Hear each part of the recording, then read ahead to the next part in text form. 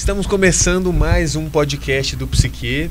Então, meu nome é Gabriel e hoje o podcast vai ser muito legal. Acho que tem tudo para ser o melhor da temporada. Estou muito animado. Hoje vai ser um papo. Tem muita coisa para agregar. A gente está aqui com gente que sabe muito. Então, antes da gente começar o nosso podcast, quero falar para você que quer patrocinar o Psique. Aqui na descrição tem o link do nosso Instagram para você mandar lá. A gente tem um público qualificado o suficiente para sua marca, então vem patrocinar o Psique, vem ajudar a gente a trazer mais estrutura para o nosso podcast. Deixa eu ver se tem mais algum aviso. Eu acho que é isso, tá? Vamos patrocinar o Psique, tá aqui na descrição o link. E vou apresentar. Vocês já viram aí no título sobre o que vai ser o nosso podcast, mas hoje a gente vai ter um papo sobre inteligência artificial e psicoterapia, até que ponto que elas conversam, porque tem muita dúvida também da própria IA para uso, seja para fazer um trabalho de faculdade, seja para você perguntar o que eu vou comer no almoço, e também principalmente ligado na área de terapia, porque, enfim, tem vários tópicos que a gente vai trazer, democratização, até que ponto que a IA passa a mão na cabeça da gente. Então deixa eu apresentar os nossos convidados aqui.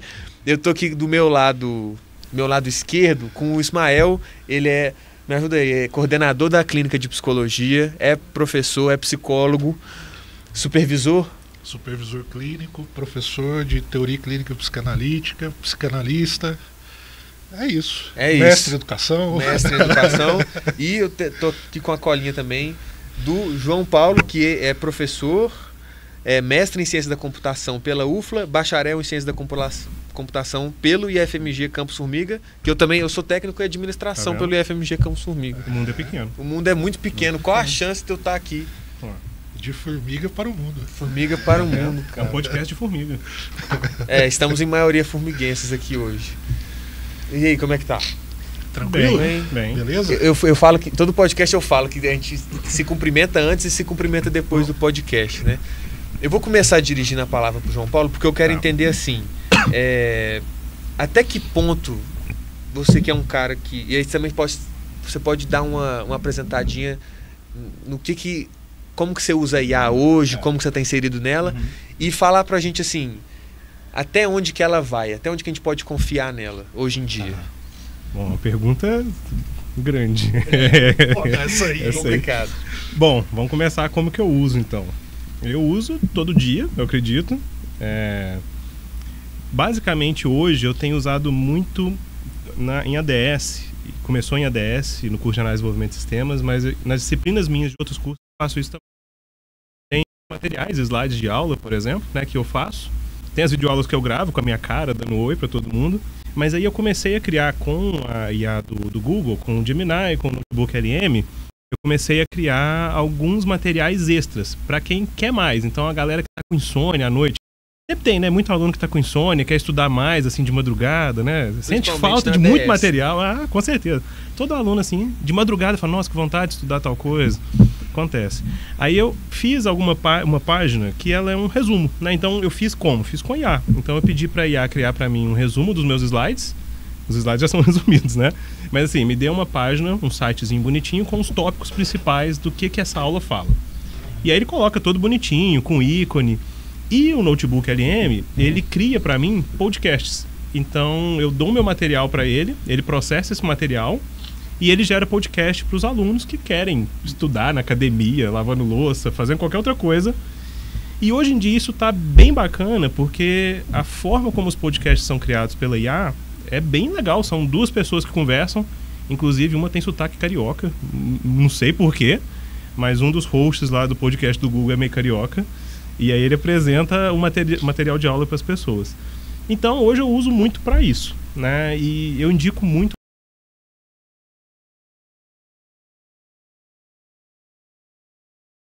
Pede questão para estudo, só não pede a resposta logo de cara, né? Tenta fazer.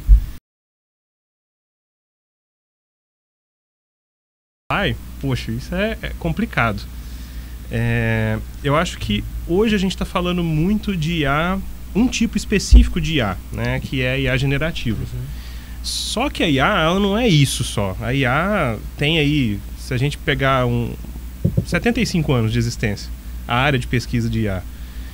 IA, um dos grandes marcos que começou, aí eu já estou adiantando, não sei se vai ter uma parte de história, tá, da IA, mas eu já vou puxar um pouco. Mas é válido, pode trazer. A IA, ela começou um paper assim, bem famoso, foi o do Turing, que é um paper que ele propôs questionando se o computador poderia pensar, digamos assim, né? Se ele poderia agir como um pensamento humano. Isso foi na década de 50. E é lá que tem, né, a partir dessa época, que tem o famoso teste de Turing. Provavelmente vocês já ouviram falar, não necessariamente, talvez muito a fundo, eu não vou também aprofundar nisso. Mas basicamente o que é o teste de Turing? O teste de Turing é se uma pessoa conversando com um humano e um computador consegue distinguir quem é a máquina e quem é o humano.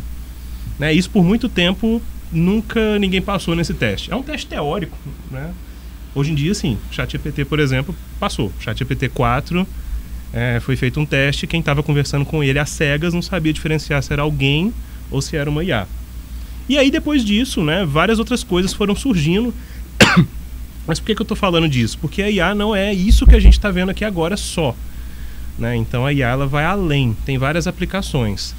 Quando a gente fala do potencial dela, aí depende do que a gente quer pensar. Em qual área, por exemplo. Né? Então, hoje a gente usa IA, ou a gente é afetado pela IA, de várias formas. Desde o algoritmo de recomendação lá da Netflix, por exemplo, ou do Spotify, que te indica uma música, desde que você ouviu algo parecido, tem inclusive aquelas descobertas da semana. Né? Aquilo ali é um algoritmo de recomendação que tem base em inteligência artificial. Ou então, você está lá com um carro autônomo. Né? Eu não cheguei nesse ponto ainda não, mas se você tiver um carro autônomo, a direção autônoma dele utiliza vários algoritmos de visão computacional, que nada mais é do que reconhecer pessoa, reconhecer carro, e aquilo ali é IA também. Né?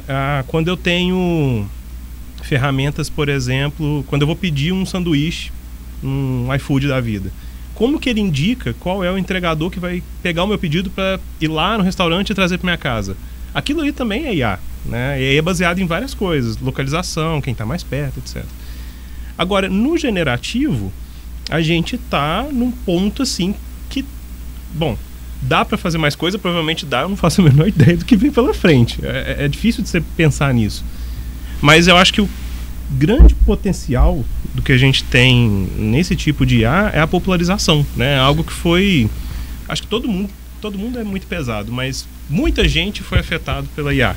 Né? Então, se você pegar 2022 para trás, se você faz ChatGPT, né, muita gente nem sabia o que é isso. Né? Ou viu em algum lugar, mas hoje em dia todo mundo usa. Todo mundo tem instalado. Quando eu falo todo mundo, né, tem aí uma maioria. Né? Mas utiliza diariamente. Né? Então eu acho que o que vem pela frente é cada vez mais popularidade, né? E aí utilização em várias áreas diferentes. No estudo, para conversar, para mandar criar foto do lado de alguém famoso, para mandar, sei lá, a foto do seu gato e pedir para fazer uma coisa diferente. Né? Pra namorar. Já acontece. Eu descobri essa. ChatGPT virou um aplicativo de namoro também, né? Você já tem agentes de IA, né? Personalizados né, pra isso. É muito doido isso. E aí fica a dica, né? Pra quem nunca viu aquele filme Her, né? Do Joaquin Phoenix. Então, fica aí a dica, já que você tocou nesse tema. Mas assim, o que vem pela frente... Tem um estudo, não lembro agora pra referenciar certo, tá? Mas... Tem um pesquisador muito famoso, que é um dos grandes caras da IA, fugiu o nome também, mas que ele fala que esse tipo de IA que a gente tem, generativa, né, os LLMs, eles talvez saturaram já. Então, provavelmente vai ser uma nova tecnologia que vai vir, não que vai acabar, mas que vai substituir o funcionamento, como que é internamente essa IA, né? Uma nova tecnologia que vai substituir, Mas eu acho que a IA mesmo... ela vai estar aí no dia a dia, no cotidiano de todo mundo, daqui pra frente. Igual foi o Google, por exemplo. Né? A gente pode esperar que ela vai humanizar-se mais? É difícil, né, a gente prever, né? É complicado, porque a IA, ela não tem sentimento. Né? Então ela tenta se comportar como um humano. Eu vi um exemplo legal que é o seguinte: a IA, ela não consegue enxergar pro futuro. Ela enxerga o passado e ela consegue trazer tudo de bom no passado, sintetizar muito bem, mas até que ponto que ela consegue criar algo do zero, né? Porque é difícil, até pro próprio ser humano é difícil criar algo do zero. Sim. Porque aí eu comecei a pensar assim, realmente, aí ela pode criar, ela pode me dar ideias, mas ela vai embasar essa ideia no banco de dados que ela tem, né? Eu acho que tem um paradoxo nessa história, e aí eu não sei o que vocês vão achar, mas eu acho que todas as vezes que a gente pensa em diferenciar a IA do ser humano, a gente acaba enxergando mais semelhanças do que diferenças. Quando a gente fala assim, a IA não pode ter sentimento. Beleza, a IA não pode ter sentimento a nível, se a gente pensar o sentimento, a nível neuronal, fisiológico, fisiológico, uma resposta cognitiva e emocional, a partir de uma experiência interna sua. Beleza, isso não dá para ter ainda, né? Mas a IA consegue emular respostas afetivas. Sim. E por que ela consegue emular respostas afetivas? Porque eu só consigo ter acesso ao que você sente a partir de 2 dados. Ou eu estou observando o seu comportamento, ou você está me contando. E quando você me conta o que você sente, a gente está usando a mesma matéria-prima que a IA usa para trabalhar, que é a linguagem. Então, se a gente usa da linguagem, a questão não é se a IA vai se humanizar. Né? Eu acho que é plenamente possível você ter uma IA que emule a empatia, você ter uma IA que emule, até porque as namoradinhas de IA estão aí para provar isso, né? Que emula uma resposta afirmativa, uma resposta de validação. Você já tem isso, né? Você já tem isso há muito tempo. Esse nível você já tem. Só que ela não tem consciência. Ela não sabe que o que ela está fazendo é empatia. Ela não... Ainda bem, né? Ela está só executando algo. Ela está executando algo, né? Que foi o funcionamento dela. Então, nesse sentido, a IA diferencia, né? Ela tem um banco de dados e aí, na verdade, como que ela funciona, né? Aí pensando no funcionamento, mas não muito a fundo também, que também nem sei chegar lá, tá? Mas o grande boom, né, dessas IAs, que são os LLMs, vieram lá em 2018, mais ou menos, com a tecnologia que chama Transformer. Não é do filme, do Transformers, mas o nome é bom. E aí, esse Transformers é que permitiu esse tipo de IA que a gente tem hoje, de processamento de linguagem natural, generativa, funcionar. E, basicamente, o que ela faz você tem uma frase, uma sentença, ao invés de processar tudo aquilo separadamente, todas as palavras separadamente, ela tenta entender qual parte da palavra é mais importante.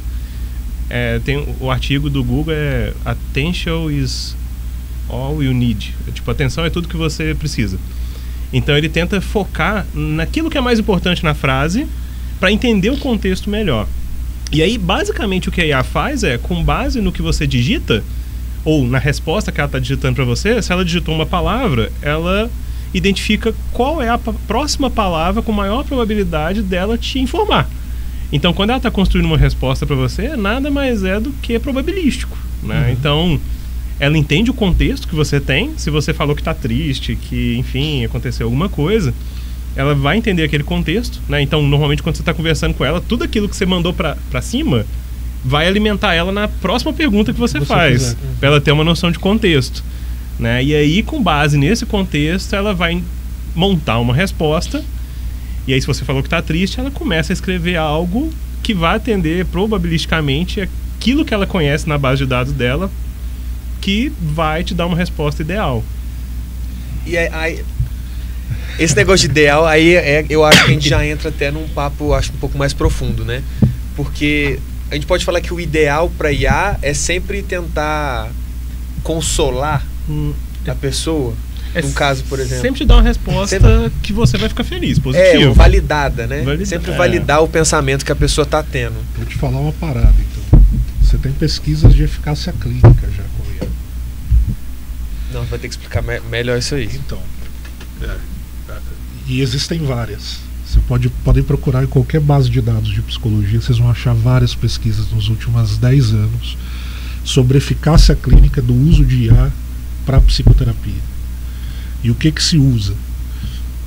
A gente ainda não está num nível onde a IA sozinha consegue fazer todo o processo. Mas, por exemplo, você precisa que o seu paciente tenha ferramentas fora do setting terapêutico para poder se autorregular. seja nos casos de depressão, de ansiedade, de pânico, já existem há mais de 10 anos. Vou chutar aí 20 programas de inteligência artificial que fazem esse auxílio terapêutico.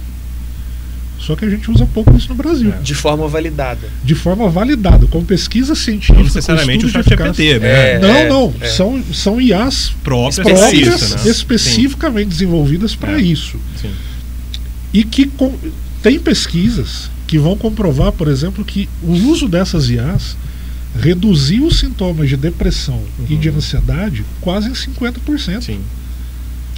Cara, é muita coisa a partir de técnicas. Principalmente quem usa isso é a terapia cognitivo-comportamental. Nos Estados Unidos é amplamente utilizado como auxiliar dentro do processo terapêutico. Então, eu preciso que você utilize determinadas técnicas de relaxamento fora do setting, dentro de um protocolo para tratamento de ansiedade. A IA faz essa mediação para mim, eu não preciso estar falando com você o tempo inteiro. A IA te passa o treinamento, a IA colhe o seu feedback, a IA me informa como foi a tua experiência, e quando você chega na próxima sessão eu já tenho todos esses dados para poder trabalhar com você. Deu certo. Mas aí você tocou num ponto interessante, que não é o ChatGPT, não é o Gemini, então são outros tipos de inteligência artificial validados e que foram construídos com esse propósito. Esse intuito, né? Porque se a gente pegar o ChatGPT e o Gemini da vida, eles são genéricos. Né? Você está certo, está tudo certo, tudo bem. Ele não tem essa preocupação, essa responsabilidade de atuar dessa forma. Né? Sim. E aí é perigoso, porque às vezes a pessoa pode acabar buscando isso nessas outras ferramentas não validadas. Né? Exatamente. E aí a gente tem um problema que enfim, eu acho que é uma questão ética, né? Porque aí eu noto que tem uma... É que eu acho que, primeiro, vocês não esperavam que eu ia falar isso aqui, justamente por ser psicanalista, né? As pessoas esperam que não, né? A IA nunca vai substituir. Às vezes você é uma IA. Às vezes eu sou uma IA, né? E no fim das contas, quando você vai ler sobre psicoterapia com IA, a tua perspectiva muda. E aí, pelo menos a minha mudou, e eu comecei a perceber que a nossa área tem um certo ressentimento com a IA, no sentido de falar assim, não, a IA nunca vai substituir o terapeuta humano. Eu vou falar para vocês que a questão não é se, a questão é quando. Né? Até onde a gente... Porque aí cai na tua primeira pergunta. Até onde a gente vai conseguir refinar essa IA para torná-la, sei lá, mais eficaz terapeuticamente, a gente não sabe, ninguém tem bola de cristal. Não. Agora, a evolução que a gente tem em 55 anos de história de IA mostra pra gente 75 um uso cada vez mais intenso, exponencial, e assim, muitos casos de sucesso. Tem casos de fracasso que eu posso contar para vocês também. Uma das primeiras IAs de psicoterapia, que chamava Elisa. Exato. A Elisa simulava um terapeuta rogeriano. Isso era que época? Isso aí, meados dos anos 60, mais ou menos. Tinha uma personalidade da Elisa que chamava Doctor. E o Doctor era o Doctor, era um terapeuta rogeriano. Esse terapeuta rogeriano levou um cidadão a cometer suicídio na Europa. Isso lá em meados dos anos 70, tem essa notícia facilmente encontrável aí, né? Dá uma googada aí que vocês acham fácil. Hoje em dia dá para você conversar com ela. Você procura Elisa chatbot, foi o primeiro chatbot, né? O primeiro chatbot foi justamente nessa área. Você conversa com ela em inglês, né? Quando você abre aqui, ela pergunta: hello, I'm Elisa, I'll be your therapist today. E aí você conversa com ela e ela te manda a pergunta de volta, né? Que é o rogeriano, né? Você fala: estou muito triste. Ok, mas você está muito triste por quê? Me conte mais. Mas assim, ele era bem simplista, né? Se a gente for pensar perto do que é hoje, até tecnologicamente falando, e puxando para cá, né? Ela não era uma rede neural, não era um neurônio artificial, nada disso. Ele encontrava padrão naquilo que você digitou, né? E basicamente ele formulava de novo, invertendo a pergunta para você, né? Então, se vocês quiserem brincar, é só procurar Elisa chatbot, tem no Google, dá para brincar com ela, legal. Você sabe que tem uma coisa que eu estava pensando outro dia, até para falar sobre esse tema num outro contexto, assim, que eu acho que cabe muito bem aqui. Dentro da psicanálise, a concepção que o Freud tem do terapeuta, da figura do analista, é de um analista virtual. Eu não sei, e quando eu falo isso, a galera fica meio cabreira. Por que esse analista é virtual, cara? Porque a transferência que eu tenho com você, né, que são os afetos, né, que eu vou reviver na relação com você, ou aquilo que eu vou projetar em você em termos de fantasia, não é na sua pessoa, porque eu nem sei quem você é. Então o Freud sempre disse que essas projeções, elas se dirigiam à figura do analista. O que é a figura do analista? A imagem do analista na fantasia do paciente. Bom, esse analista é virtual. A gente não está falando de um ser humano, né, como suporte. Não está falando de um ser humano de carne e osso, como carrega suporte. O contexto dele todo quando ele chega. Saca, como sessão, suporte, né, do afeto. A gente está falando de alguém que está na fantasia do outro cara, né, da fantasia do paciente, e que a partir dessas fantasias, então a partir daquilo que o paciente fantasia, ele vem trazendo as experiências emocionais dentro da relação terapêutica no setting analítico. Que analista de carne e osso que é esse que a gente precisa? E aí o Freud tem textos de 1890 que são muito interessantes, que ele vai falar de cura religiosa, e o princípio é o mesmo, né? Que ele vai falar, sei lá, ele vai falar assim, por que a pessoa vai na missa, ela tá, sei lá, com uma doença X e de repente ela sai da missa e aquilo lá desaparece, aquele sintoma some. Ele vai falar assim, olha, primeiro que isso não é mentira, né? A gente já tem N relatos sobre isso, mas a gente precisa entender que isso tem muito mais a ver com a eficácia simbólica, com a influência da figura do padre lá no caso, sobre essa pessoa. Na análise é a mesma coisa. E aí eu fico pensando que a IA é a mesma coisa. Então o debate talvez não é se é de carne e osso ou não. Para mim o debate é de ordem ética. E aí é que eu acho que tá o grande nó dessa história. Por que o debate é de ordem ética para mim? Porque é uma mercadoria. Sim. A diferença entre o ser humano e a IA, para mim, né? Ela visa o lucro. A diferença entre o terapeuta de carne e osso e o terapeuta de inteligência artificial não está na aplicação da técnica, para mim não está na capacidade de emular afeto, não está em nada disso. Tudo isso é do campo da linguagem. Tem outro problema, né? Quando você está falando de terapeuta de carne e osso, são vários. Né? Então cada um, mas quando você começa a levar isso para uma ferramenta, provavelmente é uma grande empresa que está por trás, uma Big Tech. Né? Então é uma Big Tech. E aí começa a ficar diferente a história, né? Até por questão de lucro mesmo, igual você falou, né? Então é perigoso talvez. Exatamente, eu quero vender a terapia. Eu faço uma comparação que assim, a gente trabalha com os pacientes em terapia, e isso vários teóricos vão dizer, né, em todas as abordagens de psicologia, eu acho, que a gente trabalha com o paciente para o paciente chegar um dia e não precisar mais da gente. Perfeito. Eu acho que às vezes a IA faz o contrário. Quando você vai se consultar com o ChatGPT, a ideia te amarra lá para você sempre... é que você fique ali, né? Você fica utilizando. Né? Então, isso para mim já é uma diferença brutal. Se a gente fosse pensar isso num nível mais profundo de teoria, essa diferença é brutal. Acho que a principal ideia da validação, né? Que você acha que você vai para terapia, para sair da sessão feliz toda a sessão, é porque a terapia provavelmente não está funcionando muito bem, né? Se você não sai sem pensar nada e tal, não leva nada para casa. Então, eu acho que esse interesse em ser algo positivo é tentar plantar na cabeça de que o ChatGPT faz o trabalho muito melhor do que um psicólogo. Porque eu fui no psicólogo, o psicólogo fala um monte de coisa lá que eu não queria ouvir, e o chat fala que eu tô certo, que tá tudo bem. Então, mas aí deixa eu contar uma coisa pra vocês. Saiu uma pesquisa em 2023 sobre isso. Tá no UOL, tem várias reportagens do UOL quando saiu essa pesquisa. E essa pesquisa fala o seguinte: eles pesquisaram no Brasil se, assim, grandes capitais e tal, se as pessoas preferiam fazer terapia com um terapeuta humano ou com uma inteligência artificial. Se eu não me engano, 60% das pessoas responderam que preferiam conversar com a inteligência artificial.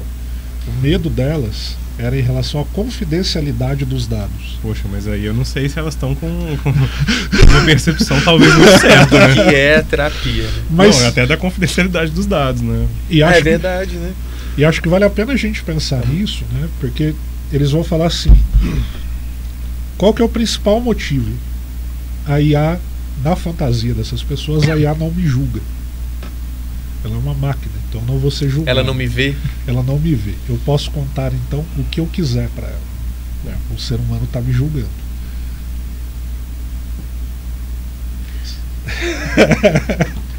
Só que aí entram vários outros problemas se a gente pegar para IA, né? Dependendo de como não dá para bater o martelo, né? Mas você pode ter várias brechas numa IA, e aí seus dados podem alimentar outras bases, né? Com certeza. Mesmo que talvez anonimizado, não sei, né? Eu tô pensando aqui. Não dá para bater o martelo que funciona assim agora, que está acontecendo. O que a gente autoriza, né, em termos de dados. Inclusive, você não sabe se você posta na rede social, por exemplo, se aquilo está sendo utilizado para alimentar o processo de ensino da IA, né? Uma coisa que não tem nada a ver, mas só para vocês terem uma ideia, né? Tem nada a ver, mas tem. Vocês já viram quando vocês vão fazer uma pesquisa, por exemplo, e aí você tem que responder aqueles CAPTCHAs, né? Uhum. E aí, selecione todas as escadas, selecione todos os semáforos. Aquilo ali tem dois propósitos. Primeiro é validar se você é humano, né? Sim. E aí tem aquele ótimo que é eu não sou um robô, né? Aí tem um gif de um robozinho clicando assim, né? Mas então você valida, mas tem o inverso, que você acaba ensinando que aquilo ali é um semáforo, que aquilo ali é um carro. Então você está alimentando também um outro algoritmo de classificação, por exemplo, que vai ser utilizado para identificar objetos, né, no Maps ou em qualquer outra plataforma daquela carro autônomo. Então você está indicando isso é uma escada, isso é um ônibus, e aí você distribui em massa, né? Porque quantas pessoas não respondem CAPTCHA por dia? Então é outra questão, mas assim, só para a gente falar que a gente não tem muita certeza de o quanto os nossos dados estão sendo utilizados para retroalimentar o processo de aprendizagem dessa IA, né? Então, talvez essa preocupação de eu tenho medo do meu terapeuta falar do meu caso com alguém, talvez pode ser muito pior, aí eu estou fazendo uma hipótese, né? Pode ser muito pior em nível de escala se essas IAs não tiverem essa preocupação com a sensibilidade do dado pessoal, né? O presidente lá da OpenAI está sabendo da sua sessão de terapia. Tá, muito bem. De alguma forma, esse dado que você se sentiu ansioso quando você viu alguma coisa na rua vai ficar armazenado ali. E às vezes o terapeuta não vai nem... Ele vai sair da sessão, vai seguir a vida dele, vai fazer as coisas dele. Só um adendo, tem umas pesquisas rolando, eu não sei como que tá? Que você consegue pegar a resposta da IA e voltar ela no prompt. Você pega a saída e volta na entrada. Como assim? Tem algumas pesquisas que estão acontecendo que você tem a saída. Um documento que ele fez para você, a IA fez para você. Eles estão tentando pegar esse documento que saiu, aplicar algoritmos para voltar no qual que foi a sua pergunta original. E aí, potencialmente, isso tem muito problema. Porque se você começa a colocar muitos dados pessoais para fazer essa pergunta, essa geração de alguma coisa, se você conseguir pegar o resultado e voltar ele na pergunta, potencialmente você volta nos dados que você forneceu na hora de perguntar alguma coisa para IA, por exemplo. Não sei a que pé anda, mas estão pesquisando isso. Aí vai longe. E a gente tá vendo para colocar um microfone aí pra galera que quando nos próximos episódios nós estamos planejando um microfone aí pra galera que não tá, assim que tivermos patrocinadores, pessoal, apoiadores culturais, tá aqui na descrição para você patrocinar.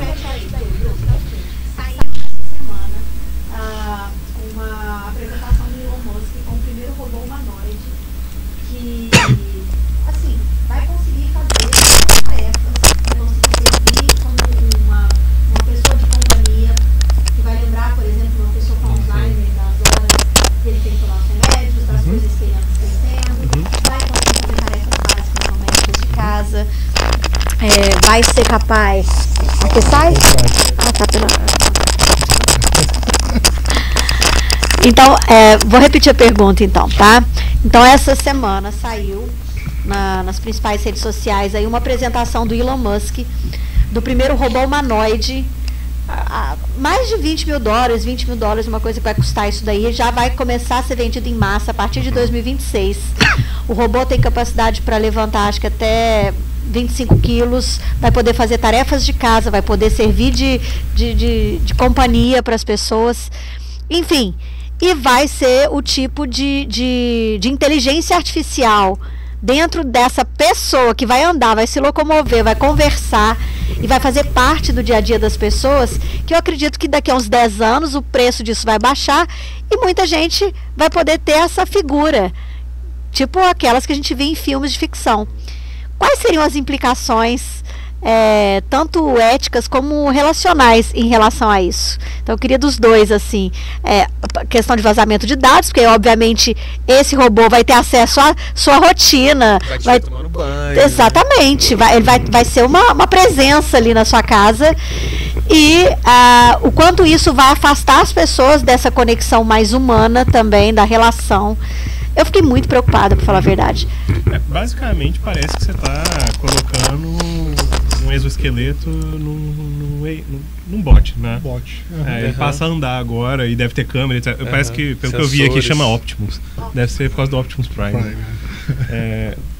Mas, assim, questão de privacidade é algo que tem que... Eu não sei como que é a legislação nos Estados Unidos. Eu sei que na Europa tem a GDPR. Acho que ela não se aplica lá, se não me engano. E aqui a gente tem a LGPD, né? Então, com certeza seria algo que seria coberto por causa disso. Mas eu não sei, por exemplo, se lá qual é o nível da legislação em relação a isso. Mas é algo potencialmente perigoso, né? Então, é algo que com certeza vai estar coletando dado o tempo todo. Não diferente de outras coisas que podem estar coletando dado o tempo todo, né? Inclusive nosso celular. Talvez é só uma coisa se eu falar bicicleta aqui, vai aparecer uns 3 anúncios de bicicleta daqui a pouco. Assim, é uma coisa que coleta dado que anda agora, né? Então, tem pernas. Mas, bom, é problemático. Não tem. A galera tem medo dela se revoltar, né? Dela não querer lavar a sua louça. Bom, e... Não dá pra cara.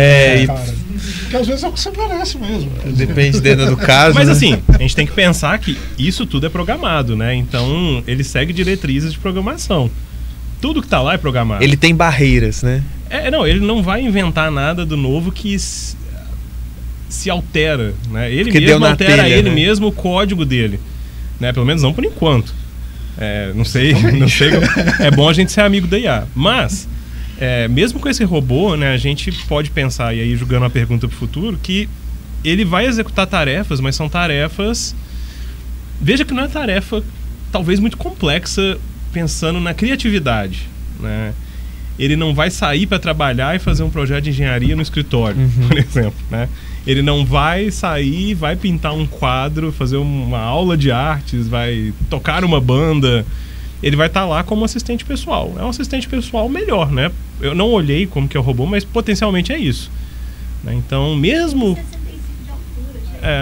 chamando muita atenção, ainda é limitado, né? Sabe o que isso me lembra? Eu queria falar um pouco do aspecto relacional, assim, que eu acho que pode ser interessante. Isso me lembra do boneca inflável. Fala. E não sei se vocês sabem, mas já existem protótipos de bonecas infláveis com IA. Com IA? Com um mini cérebro, né? Nossa. Tá. Então, assim, por que eu tô falando isso? Porque, cara, então, as pessoas já estão se relacionando com objetos há muito tempo. A gente hoje consegue ler uma imagem e sentir um sentimento. Ou assim, eu acho que ela quis dizer isso com tal expressão. Né? E aí acho que ela quis ser grossa. E eu concordo com você que, para mim, o que preocupa nessa história é que as relações humanas, me parece que elas estão ficando cada vez mais reduzidas ao aparato tecnológico. A gente está cada vez menos tendo relação humana fora da tecnologia. Eu dou um exemplo bobo para vocês. Qual foi a última festa de aluno que vocês foram na psicologia? Ou aqui no Unilavras? Há 10 anos atrás, festa de aluno, ou sentar a galera para tomar cerveja era toda semana. Hoje a galera conversa no grupo do WhatsApp. Hoje a galera conversa, sei lá, no Instagram. A galera conversa, sei lá, no Teams. Mas a galera não senta mais para poder fazer isso que a gente está fazendo aqui. Então, qual que é a minha preocupação? E se a gente perder isso, a gente vai começar a perder uma coisa que é muito importante para a cultura, que é o senso de comunidade. O tato, né? O tato. o tato e o senso de comunidade, o senso de grupo. A gente vive numa época onde as pessoas estão ficando cada vez mais individualistas. Então, por isso que talvez seja para muitos mais interessante conversar com a máquina do que conversar com o ser humano. Porque quando você vai fazer terapia, dá menos trabalho, né? Você tem que dar a cara a tapa. Terapia não é coisa para quem é meio covardão. Terapia você tem que ir lá, você tem que pegar alguém que você nunca viu na vida. Você vai tocar na ferida. Você vai tocar na ferida, você vai contar os seus podres ali. A pessoa pode estar achando o que ela quiser de você, você tem que tancar isso, inclusive, né? A fantasia de que aquele cara está te julgando, para a partir daí produzir um efeito. Com a inteligência artificial, você perde todo esse processo. E aí a gente reduz a psicoterapia à técnica. E se a gente parar para pensar na psicologia, as discussões mais consideradas mais cientificamente, né, baseadas em evidências, são discussões sobre técnica. Até que ponto também o modelo como a gente está concebendo a psicoterapia não é um modelo excessivamente tecnicista. A gente está deixando de desvalorizar a intuição, as relações humanas. É porque a ideia da técnica é meio que assim, deu certo para uma galera, então provavelmente vai dar certo nesse caso. Pois é. Só que quando a gente fala de ser humano, é randomizado. Mas aí é uma pergunta. A terapia, ela é... Qual que é a palavra certa? Ela é determinística? Tem um algoritmo? Eu, como terapeuta, eu consigo seguir um fluxograma. Chegou um paciente novo. Se ele falou isso, eu vou para cá. Se ele falou isso outro, opa, eu tenho isso aqui de saída. Ou tem muito, talvez, uma análise do ambiente, da situação da pessoa, dali onde você está sentado com aquela pessoa, porque isso você vai perder, né? Com certeza. E o que a IA vai fazer, basicamente, é algo que seja determinístico também. Ela tem uma base determinística. Ela pode ter muito conhecimento? Pode, porque ela pode ter uma base de dados de vários tratamentos, por exemplo. Né? Ele falou isso, se eu falei isso... É igual um jogo de xadrez. Desculpa a simplicidade. Mas tá? O exemplo é ótimo. Por exemplo, eu tenho um banco de dados de todas as jogadas possíveis. Se ele fez tal movimento, eu retruco com outro movimento. Porque se for assim, aí beleza. Talvez a IA possa ser realmente um problema na profissão. Mas eu tenho comigo, que não sou psicólogo, que não é assim. Eu acho que depende do tipo de terapia. Tá. E depende do modelo de terapia. Qual que é a minha preocupação hoje em relação a isso? Se a gente cai numa discussão que é puramente técnica e sobre eficácia, a gente cai no tecnicismo, a gente cai no algoritmo, a gente cai na tentativa de produzir um algoritmo. E aí talvez a IA, nesse caso, vai fazer melhor do que a gente. Talvez a IA, nesse caso, vai fazer muito melhor que a gente. E a gente perde todo o caráter humano do processo. Né? E aí eu acho que tem uma coisa, até pensando, isso tem muito a ver com o modelo de ciência que a gente desenvolveu no Ocidente. Né? Quando a gente separa sujeito e objeto, e a gente começa a entender, mesmo nas ciências humanas, que o objeto está lá e o sujeito está aqui, né? A gente está abrindo mão de todos esses aspectos que humanizam o processo terapêutico. Né? Que é um pouco a crítica que a fenomenologia faz. Né? Que é a ideia de que sujeito e objeto coincidem. Eu só posso falar da minha experiência com o objeto. Não tem como eu descrever o objeto sem tirando a minha experiência. Então, essa ilusão de objetividade, de um contexto ahistórico, né? E que a gente tenta produzir uma ciência, às vezes, muito dura dentro da psicologia, ela me preocupa um pouco nesse sentido. Talvez a gente vire um algoritmo, né? A gente faça a terapia por algoritmo. Mas, pensando aqui, será que o fato, eu fazendo terapia, eu sabendo que aquela pessoa que está do outro lado é humano e erra também, e tem seus problemas, porque a IA, ela não erra, ela é uma máquina, ela não existe, ela é um algoritmo, né?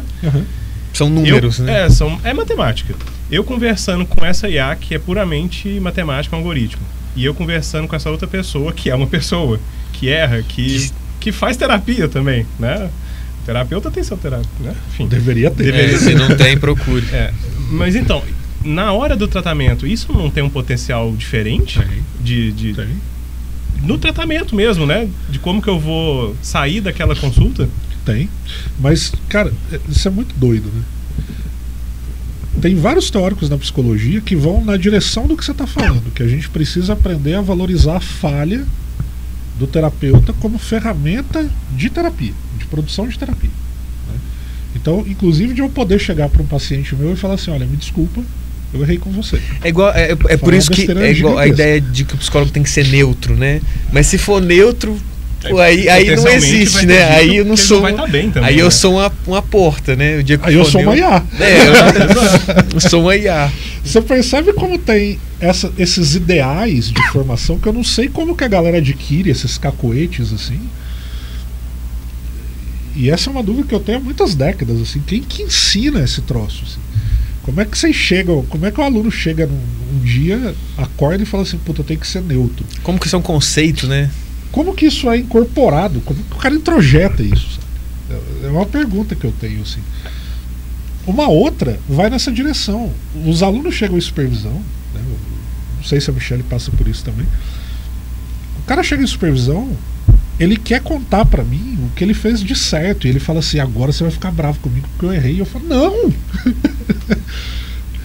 Onde que você acha que você errou? Vamos transformar isso numa experiência, então, que seja de formação, de crescimento pra você. Não um peso, né? Não um peso que você não possa errar, porque a gente precisa aprender muito mais a lidar com os erros que com os acertos. Agora, isso tá na fantasia, eu vejo que isso tá um pouco da nuvem coletiva e da própria psicologia.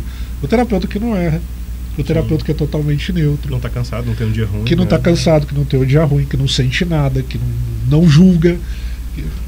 Muito pelo contrário, né? O tanto de paciente que ele atende, o potencial de absorção talvez. Né?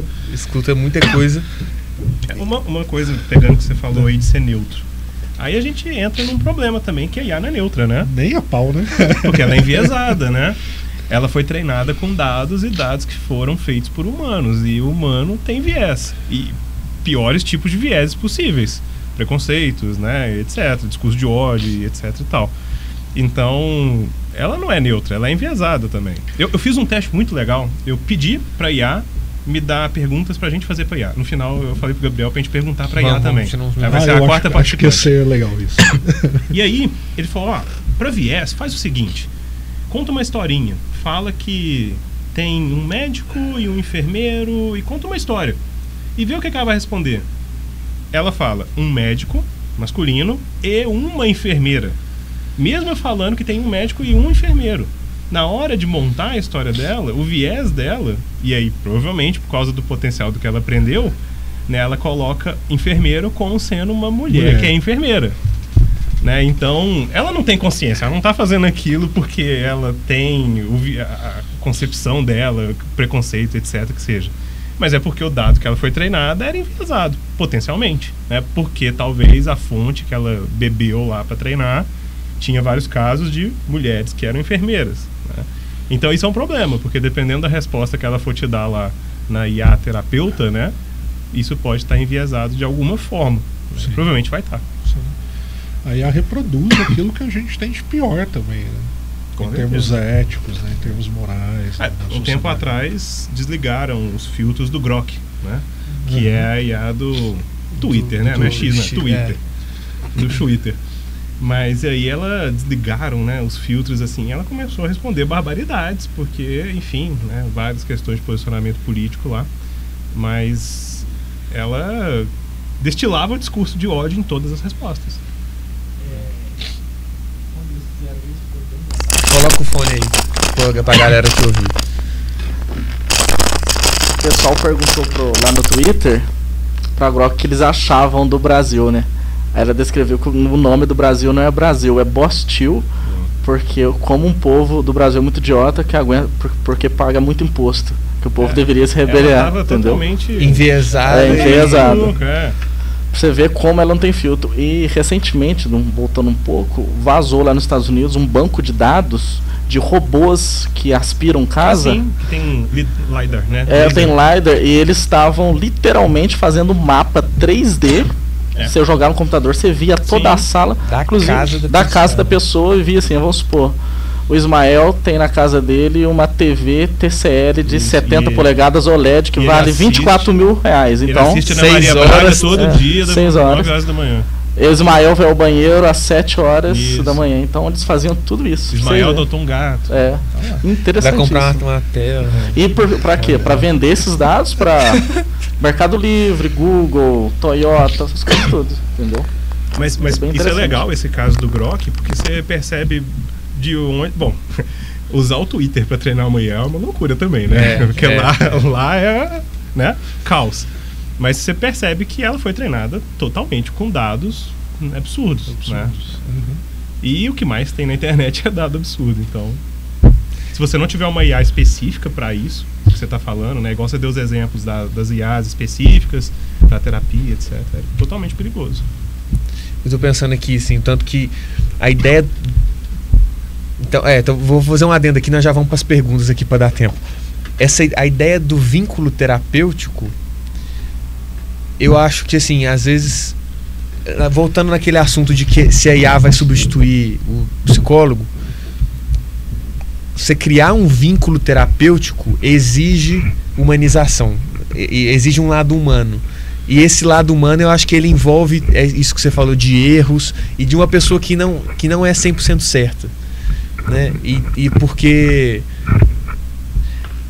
quando eu comecei a fazer terapia, eu tinha vergonha de falar as coisas. Só que chega um ponto que você vai enxergando que aquele lugar é um lugar seguro, que aquela pessoa também, ela também vai na academia e ela também assiste futebol, e aí aquilo começa a fazer mais sentido para você e essa conexão ela vai acontecer.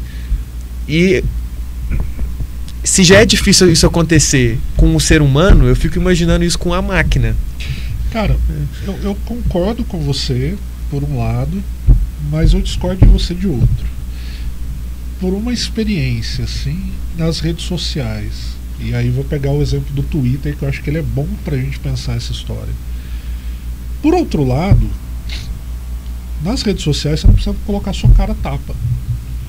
E aí, como você não precisa colocar sua cara tapa, né, você pode destilar o pior que você tem certeza. Ali, sem se comprometer com o que você está falando.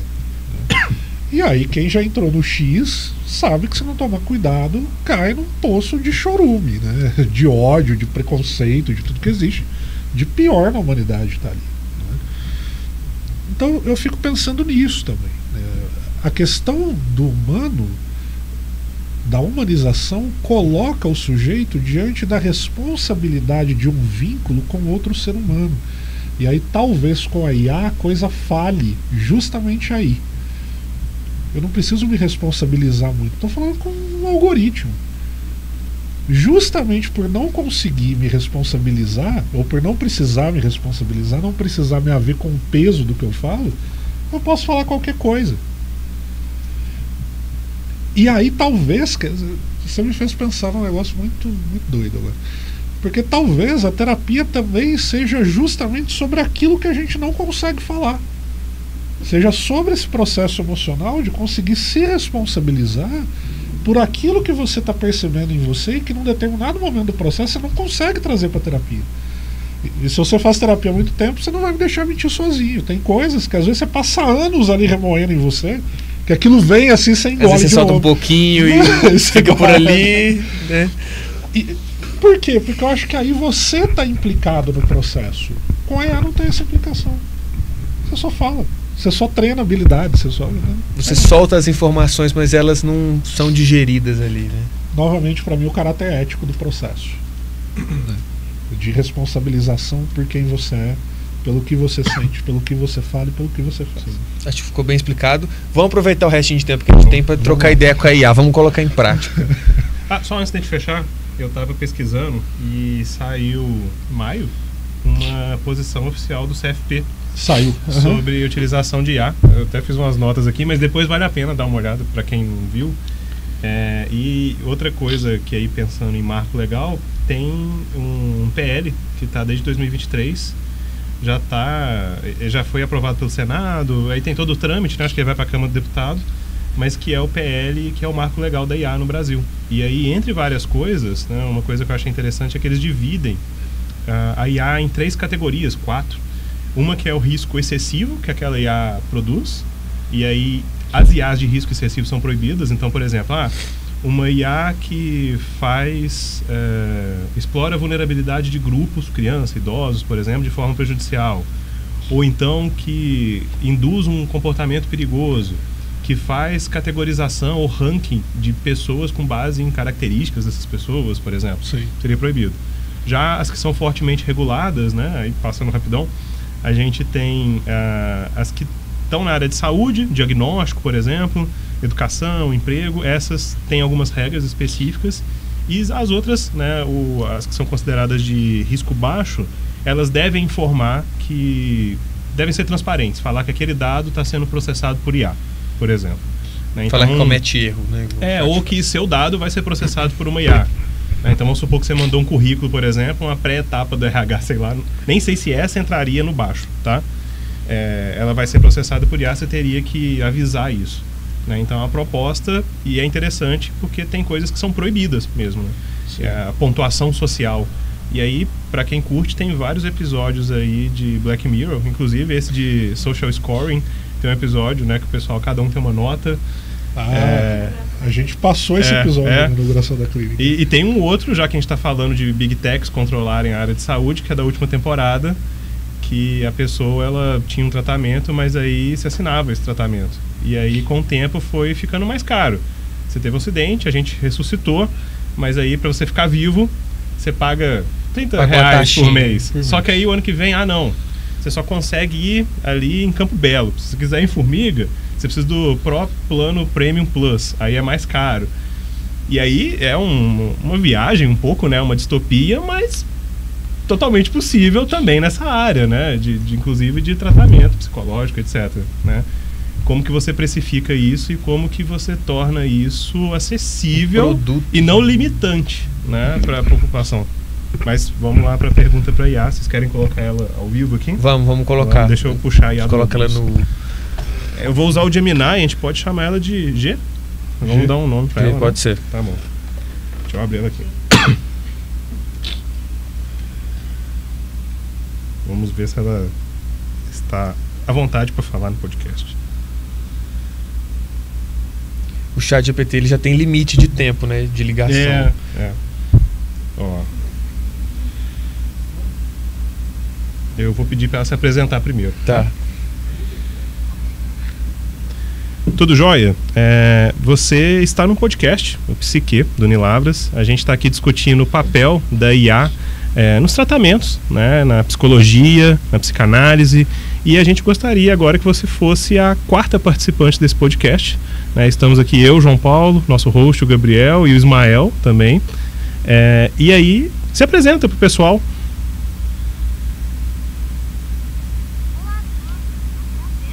Do podcast O Psique.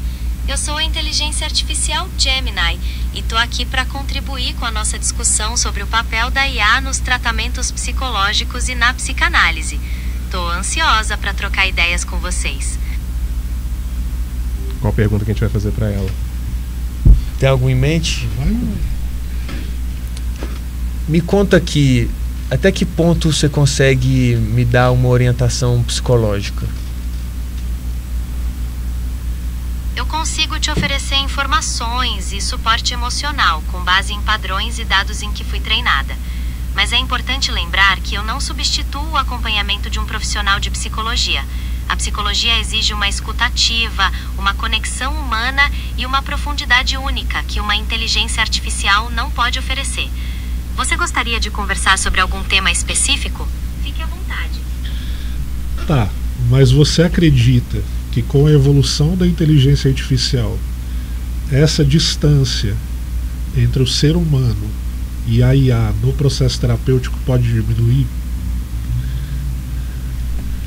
É uma pergunta muito interessante.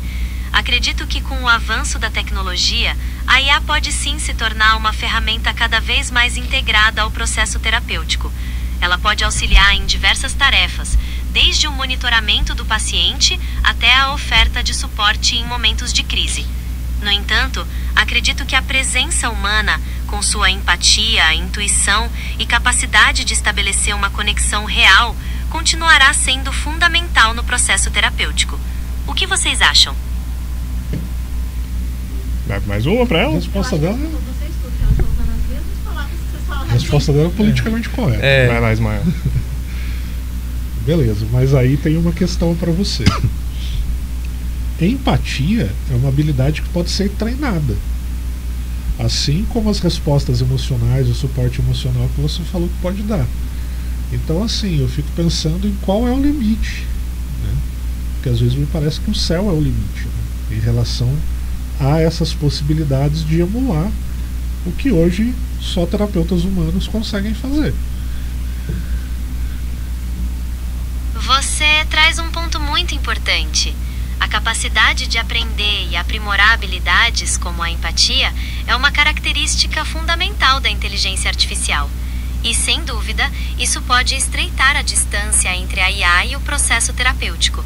Mas, mesmo com todo o avanço, ainda há aspectos que são essencialmente humanos, como a vivência da experiência, a complexidade das emoções e a capacidade de se conectar com o outro a partir de uma história compartilhada. Você concorda com isso? Então, mas aí a gente entra numa questão. A IA, se ela aprende a partir de armazenamento de dados, o aprendizado da IA, até por ser uma criação humana, não é tão diferente de um aprendizado humano que armazena memórias, né? A IA talvez ainda não tenha condições de ter experiência direta no mundo porque ela não tem um corpo, né? Mas a partir do momento que ela for corporificada, né, talvez isso possa acontecer e essa distância diminua, né? É uma provocação mesmo. Até que ponto a resposta sobre o terapeuta humano ser indispensável não é só uma resposta politicamente correta? É isso que eu estou te perguntando.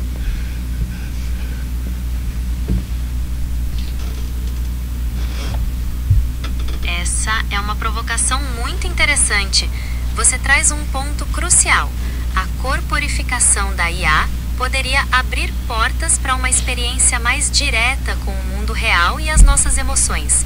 E com isso, talvez a distância entre a ajuda da IA e a sensibilidade humana diminuísse.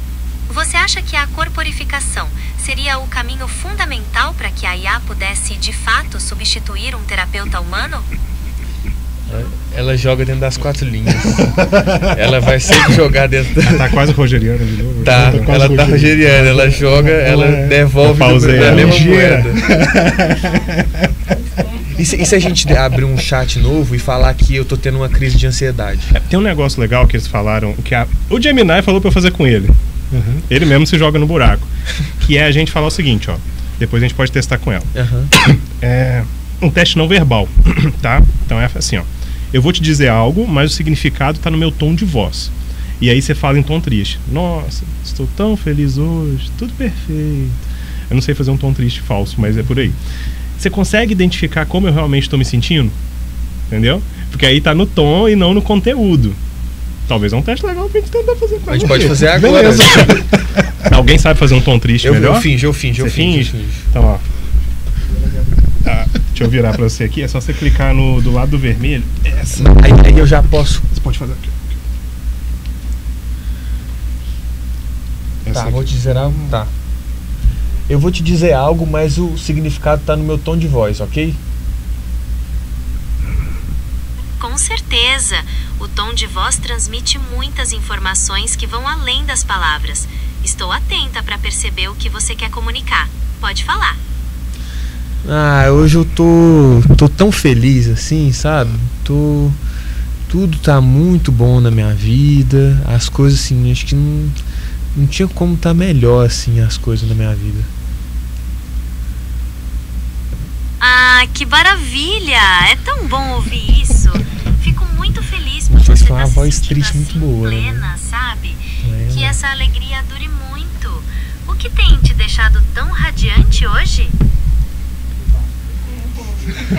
Não deu muito certo. Não, mas ela errou, é isso que a gente queria. Ela errou. Porque ela não processou o contexto do como você tá falando, né? Ela traduziu isso aqui num texto, basicamente. Ela pegou o seu áudio e traduziu num texto, tanto é que se eu fechar a conversa aqui vai ter o texto, né? Da íntegra que tá aqui. Moral da história, faça terapia com um psicólogo com um CRP ativo, né? Por favor. Ó, eu parei a conversa aqui, mas ninguém garante que ela não tá escutando, né? Ela vai lembrar o nome de todo mundo, tá rindo dela aqui. Dá pra mostrar a câmera aqui, eu posso te mostrar, Ismael. Ela já busca o seu banco de imagem no Google. Né? Vai pra fazer. Ela vai pro meio do mato. A gente vai despedir dela? Vamos nos despedir. A gente pede uma frase legal pro pessoal? Pede uma frase aí. A gente está terminando o podcast e a gente queria que você falasse algo, né? Se despedisse do pessoal, falasse algo impactante para a nossa turma, para quem está nos escutando aí no podcast. Adorei participar do podcast O Psiquê. É sempre um prazer contribuir com discussões tão relevantes sobre psicologia e o papel da inteligência artificial nos tratamentos. Para me despedir, gostaria de deixar uma mensagem impactante. A mente humana é um território fascinante e a inteligência artificial pode ser uma ferramenta poderosa nessa exploração. Mas o que realmente importa é a conexão humana, a empatia e o acolhimento que só outro ser humano pode oferecer. Nunca esqueçam disso. Um grande abraço a todos e até a próxima. Tá aí. Enfim, deu tempo? Então, só tenho que agradecer, que esse episódio foi muito legal. Eu acho que foi um papo muito legal. Se deixasse, nós dava pra ficar rendendo assunto aqui. Tem muito tempo. Tem muita coisa legal pra falar. Dá até pra fazer uma parte 2, assim, esse semestre que vem aí. Eu acho que rola muito. Não, acho que se a gente repetir todo ano, vai ter coisa nova de ar. Vai, com certeza. Então, muito obrigado, Ismael. Muito obrigado, João Paulo. Quero que vocês voltem mais vezes. Às vezes para falar de outros temas também. Sim. Acho que tem muita coisa que dá pra gente agregar. Eu escolhi estar aqui no Psiquê também porque eu acho que toda conversa é válida. Eu gosto muito de conversar, gosto muito de ouvir coisas diferentes. Então, sintam-se também à vontade para voltar aqui sempre. Vou chamar. Então, vamos patrocinar, que a gente tá precisando. Patrocina aqui o Psiquê. O contato tá aqui na descrição. Você entra em contato no nosso Instagram. A gente tem um público que tá doido para comprar o seu produto. Com certeza. Tá bom? Então, basicamente é isso. A gente volta em breve em mais episódios. Agradecer a participação dos dois. Como é que foi? Gostou de estar aqui? Gostei muito. Quero agradecer de verdade, assim. Foi muito legal estar aqui. Vocês me fizeram pensar muito, assim, sobre IA. E eu acho que, assim, principalmente dizer que psicoterapia está muito mais ligada às nossas imperfeições, né, do que a nossa capacidade de fazer tudo correto, né? De aplicar uma técnica, do que aplicar o algoritmo corretamente, né? Acho que assim, vocês me fizeram muito pensar nisso. Muito legal. E você, João Paulo? Bom, agradecer, foi um desafio tanto. A hora que me falaram que era da psicologia, foi beleza, né? Eu não faço nem terapia, então acho que será que vai dar certo? Mas enfim, agradecer e tô disponível para quando precisar de novo. E se eu falei algo errado, não fui eu, foi a IA que estava aqui, tá? Perfeito. Se foi certo, fui eu mesmo. Aí fica a critério de vocês. É isso. Então, gente, muito obrigado pelo acesso, você que está aqui. Se inscreve no nosso canal para não perder os próximos episódios do podcast e a gente se vê na próxima. Obrigado.